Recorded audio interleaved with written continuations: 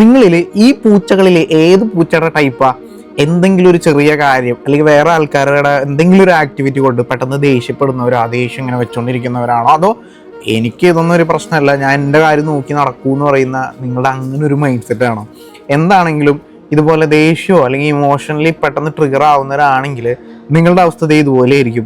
മീൻ കിട്ടൂല, കയ്യുക്കുള്ളവൻ കാര്യക്കാരൻ, ആ ഒരു സെറ്റപ്പ്. അതായത് മറ്റുള്ളവരെ എന്ത് ചെയ്യുന്നു, ഇപ്പൊ നിങ്ങൾ കോണ്ടന്റ് ക്രിയേഷൻ ചെയ്യുന്നവരാണെങ്കിൽ അവൻ ഭയങ്കരമായിട്ട് ഗ്രോ ചെയ്യുന്നുണ്ട്, ഞാൻ ഇത്രയും വീഡിയോ ഇട്ടിട്ടൊന്നും ഗ്രോ ചെയ്യണില്ലല്ലോ എന്നൊക്കെ വിചാരിച്ച് നിങ്ങൾ ഇമോഷണലി ഡൗൺ ആവുന്നിന്നാലോ അല്ലെങ്കിൽ ഇമോഷണലി നിങ്ങൾ വാശി കാണിക്കാനോ പോയി കഴിഞ്ഞാൽ നെഗറ്റീവായിട്ട് ചിന്തിച്ചാൽ നിങ്ങൾക്ക് ഗ്രോ ചെയ്യാൻ പറ്റില്ല.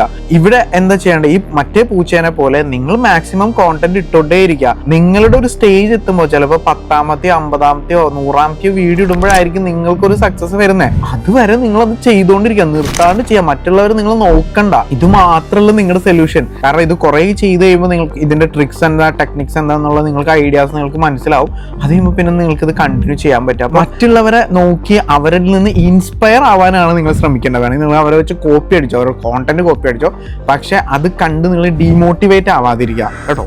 ഓക്കെ, അപ്പോൾ ഇതുപോലത്തെ കൂടുതൽ ടിപ്സ് ആൻഡ് ട്രിക്സിനായിട്ട് അക്കൗണ്ട് ഫോളോ ചെയ്യാം.